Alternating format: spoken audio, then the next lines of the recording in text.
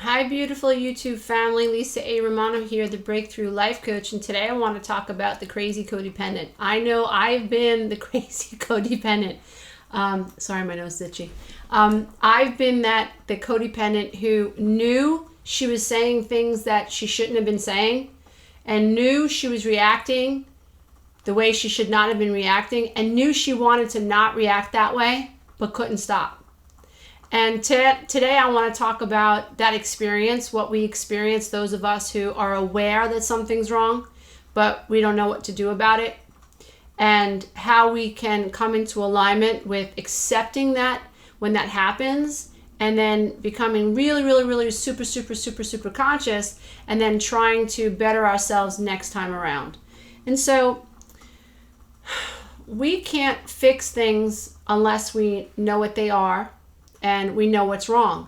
And so many of you, namaste, God bless you, all of you, have written me and told me that you didn't know that you were an ACOA, or you didn't know that you were codependent, that your whole life, and some of you are 60 and 70 years old, your whole life you have felt like something was wrong, but no matter what therapist you went to, no matter what medication you took, no matter how many times you got divorced, you still felt off. Something was not right. Your relationships just couldn't work, and you never quite felt fulfilled and connected to self. And you never knew it was because you were programmed to not trust what you feel, and you were programmed to not trust what you think, and that you never got that sense of validation that every child needs, that every child that's incarnated on this planet comes seeking a connection to mother and father. And it's from that connection that we ultimately are able to connect to the self. So, I just want to talk about what it's like to be, in your 20s, in your 30s, in your 40s, in your 50s, in your 60s, in your 70s, and to know that something's wrong, and to wish that you were reacting differently, but not being able to figure out how to act any differently. So one of the things we have to understand before we move forward is that the brain, and I say it all the time, and it's worth repeating until you dear ones get it in your head, that I liken the brain to a shed, and the brain can only play with the tools that are in the shed. You want to cut the grass and there's only a hedge trimmer or a weed whacker. You can't cut the grass with a lawnmower or a ride-on mower, even though that would be appropriate for the type of property you have. You can't cut the grass unless you have that tool in the shed. So when you're in recovery, you begin to understand that your brain cannot magically begin to have new thought forms that aren't there, that your brain can't do that. It takes time for you to develop new thought forms so that when you're in a tough situation, your brain has new information and new data. And so when you're codependent and you come from a dysfunctional home, and codependency is the result. You're not born codependent. You might be born with empathy as an empath. You might be born super sensitive, granted, but that doesn't mean you have to be codependent. Codependent generally is taught. So if my mother was afraid of my dad, which she was, in my humble opinion, she catered to him, she enabled him. He was the only person in the house, God bless you, Dad, but it's the truth, he was the only person in the house that was allowed to have any type of emotion. He was the only person that was allowed to be loud and happy. Excuse me, I'm getting a Skype call and this has got to stop. So he was the only person that was, he was, oh my goodness. Oh my God, I'm so sorry. I hope I even know how to cut that out of the video. I might not, so bear with me. Oh my God, I'm human. Okay, so he was the only person in the house that was allowed to have any type of feelings. He was the only person that was allowed to be angry. He was the only person that was allowed to be loud. He was the only person that was allowed to be insensitive. So dad got away with a lot, but we weren't allowed to have feelings. Like, we were taught in big ways and small ways that, don't act up, smile on cue, smile even though you're miserable, because that makes daddy happy, and that makes mom's job to keep daddy happy all the easier. And so generally, codependency is the result of something that you experienced in childhood. It could be overt or it could be covert. The end of the day, what that means is that you have been downloaded with thought forms. This is real stuff, dear ones. Question what you think about racism, or whether or not you have any racism in you, or you're a racist. Question your religion. Why are you your faith? Why?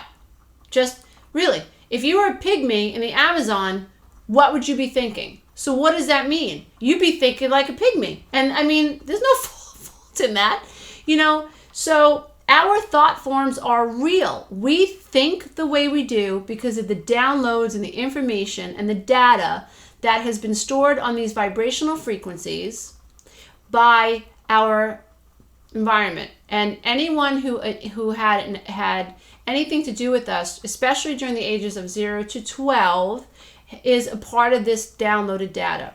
So if I was taught that what I thought and what I felt was unimportant, that's my data. So now I'm having a conversation with my first husband, who was my mother's emotional twin. Haha, big surprise. That's not a surprise. When you really understand how this universe works, it's cause and effect. So whatever was downloaded into you as a child, that goes unchecked, that becomes your template. That's the way you relate to the world. That's the way you see yourself. How your mother saw you, how your father perceived you, becomes your download. Just is what it is, dear one. It sounds terrible, but, when you wake up, it's pretty amazing, because then you get to create any template you want. I'm not saying it's a simple task, like going to the grocery store. Thank God in America we can do that, and we can go buy a half a gallon of milk if we want to, come home and drink, have some coffee, cookies and milk. But I'm not saying that codependent recovery is that easy. It's not. You're literally rewiring your brain. But isn't it miraculous that we can? I mean, that's just incredible. So that's really exciting news. It sucks that we spend so many years living off this template that we did not know was active. We're living off this emotional grid and we're unconscious to it. That sucks. So, here we are, fast forward, we're in our, like I said, 20, 30, 40s, and 50s. We've attracted, in my case, I attracted someone who's equally my mother's vibration, made me chase after his approval, never said I was enough. Every time I tried to do something wonderful, it was like, yeah, but you didn't do that. And yeah, but what about that? My ex, his sister was dying of cancer. I took care of her like she was my own sister. Like I would want someone to take care of me. And at the end of the day, he turned around to me one day and said, what'd you do for my sister? He didn't do anything for my sister. I was crushed. I was so crushed. It was devastating because I'm thinking to myself, how could he see it that way? Lord, is that what he sees? And it was devastating. And it took me a long time to get over that because I didn't have the right tools. If I had known that my ex was living off his template, he was acting the way his father behaved. If I would have known that information, it would have been so much easier for me to detach, which is a sacred, sacred tool, to observe, to become the eye in the sky. Then I would have been the fly in the wall, observing our interaction, less emotionally attached to an outcome, and aware that it wasn't my job to control the outcome, aware that it wasn't my job to change his perception of me, but to honor it and walk the other way, to turn the other cheek and say, namaste, okay, that's the way you see me, that's the way you see women, that's the way you interpret it, you interpret what I do for you and your family, got it, okay, in love and light, dear one, okay, I gotta get out of here. Of course I would have done that after therapy, which we tried. So when we are in the situation like you're in now, so many of you are now in the situation where you're saying, aha, okay, this makes sense. I'm codependent. And I've been controlled like a puppet on strings by what she said and what he did and what they think and what's going on over there. And when you're codependent, everyone is pulling your strings. You don't have the ability to like detach and put space between you and the other person. It is like lighting up, a matchstick. Boom. When you're healing, you need to use the tool of detachment. So something gets said, you don't open your mouth right away. You let it land, and then you ask yourself how you feel about what just got said. And then you go through the 1, 2, 3 process. What do I feel? What do I feel? Whatever you feel, anger, depression, fear, anxiety, whatever, humiliation, embarrassment, accept it. We have to stop suppressing our emotions, because that's creating emotional stamps which become our attracting point. So we have to stop suppressing our emotions. So we accept how we feel, we figure out where we feel it in our body energetically, and then we decide what we want to do about it. Now, step 3, we have to run through a couple of filters. What can I control about this situation? What can't I control? Very, very important that we understand that those are the situations that we have to, those are the filters that we have to understand in step 3. Lots of things that you don't have the right to control. For instance, my ex-husband saw me in a very negative light. I understood he was projecting. Personally, I think those were the feelings he had for his mother. Just saying. And it took me a long time to figure that out. But the healthy way to look at it was to accept his reality of me and know that's not a true reality of me. I went out of my way. I bent over backwards. I tried to save this young girl's life. I know what I did. I'm sorry you can't see that good in me. That's your issue. That's not me. So that would have been a non-codependent way to look at that situation. I didn't have those tools. So for a very big chunk of my life, I was a crazy ass codependent. I was reacting. And so when I was, trying to be kind and I was told that I wasn't doing enough, I reacted. And because I was hurt and I was angry, but I didn't understand that there was anger, but below anger was fear, and below anger was fear, and then there was sadness, there's lots of grief. And then below that, I needed to find self-compassion for myself. And then below that, once I had empathy for my own feelings, my own experience, then I could finally fall into love of Creator within me. And know that I am enough, even though my ex-husband could never see it. Even though my in-laws could never see it, or my own family could never see it. Holy crap, turns out that I'm enough. Even if the whole world turns against me, the reality is I am, therefore I am. I am enough. Really cool stuff. But it takes a while to process through this web, this computer web that we have going on called the brain. So crazy codependents most often are the result of living with someone who suppresses his or her emotions. And what happens is when they suppress their emotions, those emotions, you kind of absorb those emotions. So let's say this is how much you should be experiencing emotionally. These are your emotions. When you have a partner who suppresses their emotions, guess what? You're forced to take on their emotions. So now you're on overload. You're on overload. And so what happens is they push their feelings down, they push their feelings into you, you take them on. So now the slightest thing that happens in your experience, you are overreacting. So yes, I, for many years, was a crazy codependent. I felt like people were picking on my skin. Literally, dear ones, they were. No matter what I did, it was never enough. And whatever I did, it was criticized.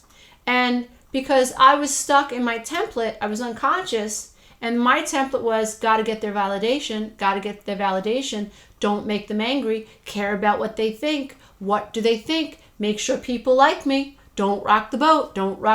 It was pathetic. And I didn't know I was running on that template. That unconscious, I was literally snapped into that grid. And what kept me locked into that grid was my emotional set point. And my emotional set point was the result of my childhood programming. And so what we have to do is figure out what our template is, what are the feelings that are keeping us locked, what are the dysfunctional beliefs that are like linchpins in our mind. So often, our crazy codependency is the result of not being understood. And we lock ourselves in dynamics with people who absolutely create the situation for us to be out of control. And they like it. They like it. So when you're married to someone who is like really calm, cool, and collected, and they're like gaslighting you, their whole agenda is to watch you like go crazy so that they can tell the neighbors, yeah, she's crazy. Yeah. Tell your mother, yeah, your daughter's crazy. Tell the kids, yeah, your mommy's crazy. Look at mommy, she's yelling. Look at mommy. Look at mommy going crazy. And the more they say, look at mommy going crazy, the more out of control you feel. And the more out of control you are. And even in those situations, when you're hearing yourself say, I have to stop, he's doing this on purpose, I know what's happening. Oh my God, I know what's happening. I want to stop. You can't stop. Why can't you stop? Your brain doesn't know what to do when it stops. It has nothing to reach for. It doesn't know what to do in a controlled state. It doesn't understand self-control. It doesn't understand how to be completely self-aware and detached. It doesn't understand detachment. Now, hear me, dear ones. Please write this stuff down. Now, the brain works on a very simple principle: pain versus pleasure. If in childhood you developed a belief system, a linchpin, which is part of your template, which is keeping you stuck. Okay, remember, we're like little chips that are plugged into our templates, and we live our lives, unconscious, living off this template. Now, whatever we learn to believe in childhood is part of our roadmap. Okay, so if in childhood you develop the belief that you must keep people happy, you may not get people angry. If that's your belief, it's going to be very difficult for you to confront what needs to get confronted in your life, which is your own pain, which is your own anger, which is your own fear, which are your own insecurities, which are your own vulnerabilities. It's going to be very difficult for you to get to the magic land of self-compassion and true self-love. It's going to be very difficult. Why? Because your programming is don't make people angry. And so what will happen is you'll be in this situation where maybe your husband is trying to gaslight you, or your girlfriend's trying to ignore you and piss you off to get a reaction out of you, which is a form of gaslighting. And what will happen is if in your brain there's wiring that says, I can't make her angry, or I can't make him angry, then you can't access your own anger, which means you're suppressing your anger. And guess what? When you suppress your anger, you create sort of like a energetic or vibrational blueprint. Anger. And so what do you experience Anger. What do you attract? Anger. So you attract angry people, and you attract people who make you angry. So the key to emotional recovery and liberation truly is expression. And so this is the thing, you cannot suppress your emotions. So that doesn't mean you go to your neighbor's house and shoot the dog. That doesn't mean you curse people out on the highway. No. That means you get in touch with what you're angry about. You honor what you feel. So what I suggest is that you create a sacred space. This is my sacred space. I have my candle burning. It's beautiful. It's beautiful in here. And I've spent a lot of time with my butterflies. I love butterflies. Whatever. That's my thing. You might like Cookie Monster. I don't care. Or Elmo. Whatever. So you create a sacred space, and then what I want you to do is I want you to understand that you have to have an emotional excavation. So give yourself 45 minutes to an hour a day, perhaps. I know I was doing this like almost 2 hours a day, like trying to figure out what I felt. It was so important to me because I understood that being invalidated created all these monsters inside of me. So the first batch of emotions that you want to start bringing up is anger. Anything that makes you angry. Ask yourself, why am I angry? What makes me angry? I am most angry when, I am pissed off when, I am really resentful when, I am resentful because, and whatever comes to your mind, whatever comes up, think of this process like you would a magician pulling those handkerchiefs out of his hat. They just keep coming and coming and coming and coming and coming. That's what you're trying to do. Just access, access, access, access. We want as much emotional access and release as possible, because we want to kind of like, we want to disintegrate this emotional template that's the result of you suppressing what you feel. So you also want the second level that we want to get to is we got through anger, resentment, and all that stuff. Then the second level we want to get through is sadness. What makes you sad? I am sad when, I am sad because. So you want to address grief. I am grief struck over. I am whatever. I am sad because this, that. You also want to get through. So it's anger, it's sadness, and your fears. What are your fears? I'm afraid when, I'm afraid that I'll never find love. I'm afraid that I'll die this way. I'm afraid that I'm too old to attract my soulmate. I'm afraid that, I'll never get out of this dysfunctional marriage. I'm afraid that my children are going to hate me. I'm afraid that my children will never figure this stuff out. I'm afraid that they'll blame me the rest. I'm afraid that I'll never get my dream job. I'm afraid that I'll never get well. Blah, blah, blah. Just really excavate, excavate, excavate. Then what I want you to do is I want you to understand that once all these negative emotions have been excavated, now it's time for you to shine love and light and empathy on what you're experiencing. So I suggest you say things like, it's not me, it's my programming. The fact that I live the way I do is the result of the way that I've been taught to think. So this level is about self-compassion, understanding self. I married 3 narcissists in a row, and yes, I am ashamed of that, and yes, I feel guilty about that, and yes, I'm embarrassed about that, and yes, I'm even angry about that. But now I understand I was tapped into a template I didn't know existed. And it's not my fault that I went through this process, that I was acting out of my program, and I didn't know that this was my programming. And now that I know better, I'm going to do better, and I'm going to do everything I can to escape this narcissistic marriage and to turn my life around and to show my children how to self-love and how to take responsibility for what they feel. So that's the level of self-compassion.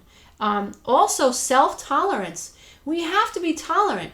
If you have MS, then you have to be tolerant of your body. If you have asthma, you have to be tolerant and acceptance of your body. You have to have compassion for your lungs. If you have MS, my mom has MS, which is why I'm talking about it. But if you have MS, you've got to have compassion for your muscles, and the myelin sheath, you're losing your myelin sheath, and you have to have compassion for your brain. You have to have compassion for your soul. You have to have compassion for the fact that you can't move the way you used to move.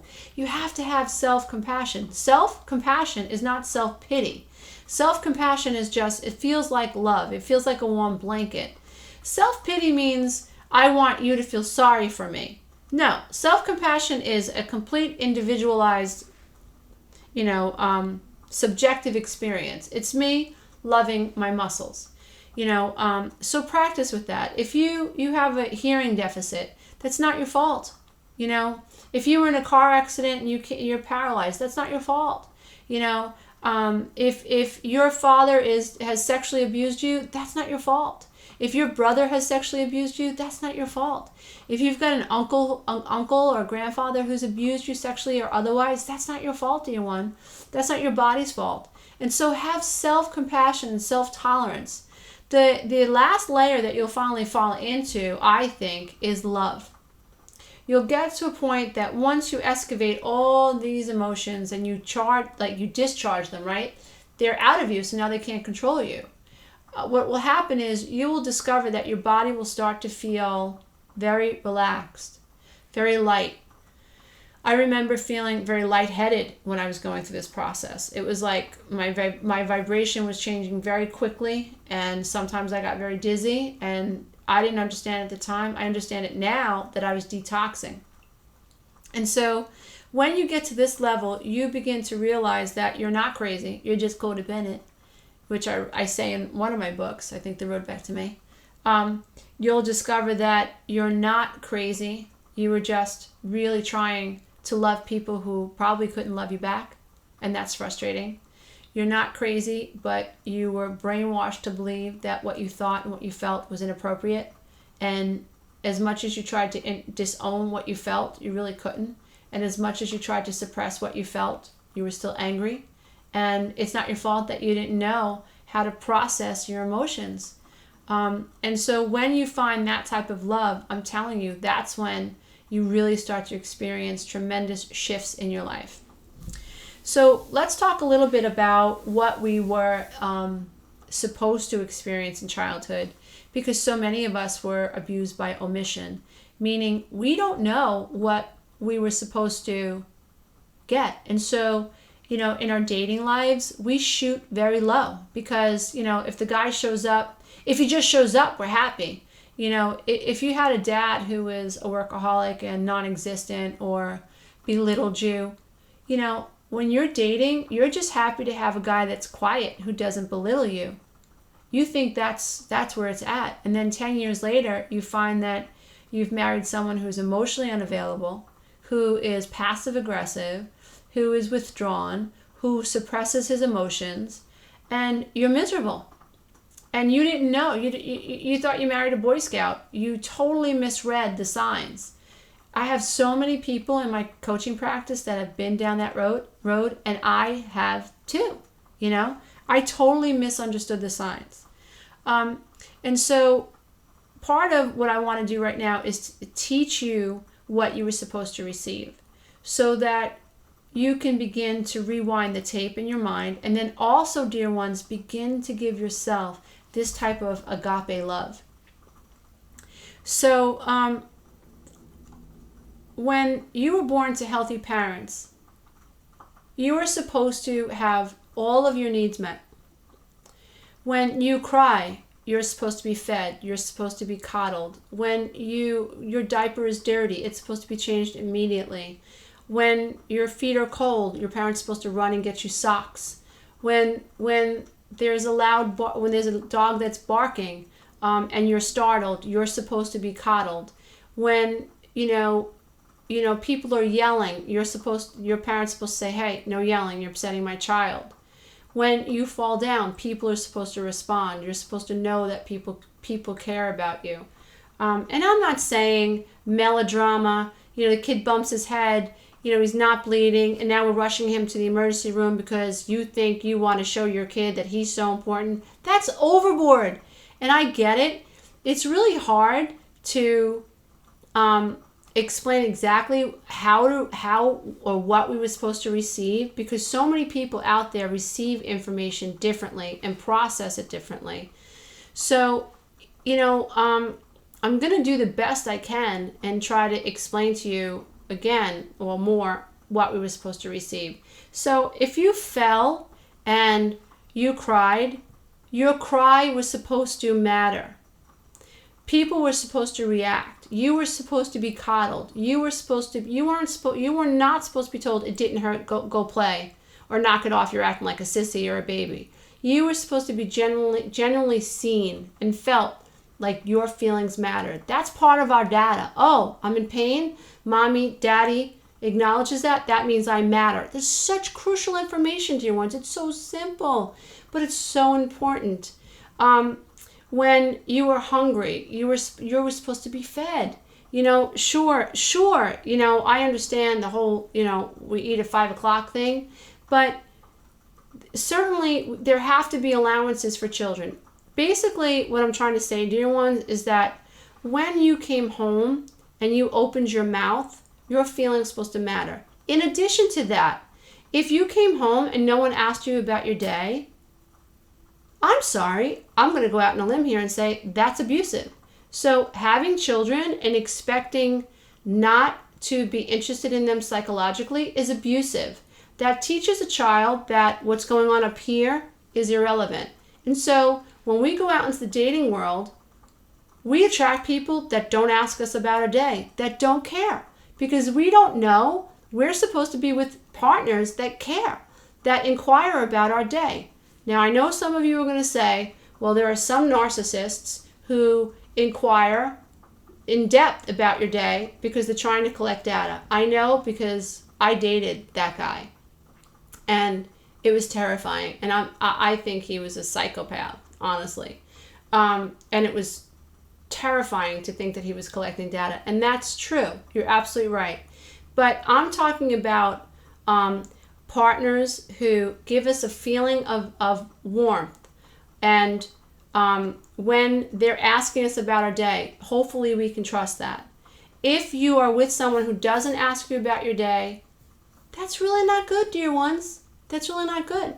We're supposed to, when we're wounded, if we have a partner who has had an affair, our feelings are supposed to matter. It's impossible. I think it's almost impossible to try to stay in a marriage with someone who cheated on us and they have no understanding about what that did to us on a psychic level and an emotional and spiritual level, and what anxiety we have and the post-traumatic stress we experience every time they walk out the damn door now. So, dear ones, in childhood, if you were ignored, that's why you ignore yourself. And so it's so important that you begin amping yourself up and understanding new language and new data and understanding that what's up here needs to be rewired, and that we help ourselves not be the crazy codependent when we learn to honor what we feel, and then to know that the people that are in our life are supposed to also be able to hold that space with us. And that if they can't, that's a red flag. And that our job is to respect that reality and to hold on to our reality. And then our job is to ask ourselves how we feel about this person not being able to show up for us. The last thing that I want to leave you with today is I want to leave you with the idea that I would really like all of you, or those of you interested in this work, to catch yourself when you're asking someone why they've hurt you. Wrong question. When you ask someone, why didn't you call me? Or why did you call me a crazy bitch? You're asking their brain to scan the inside of itself for reasons to justify why they didn't call you and why they called you a crazy bitch. So you're actually inviting a reason for why they did what they did. So that's the wrong question.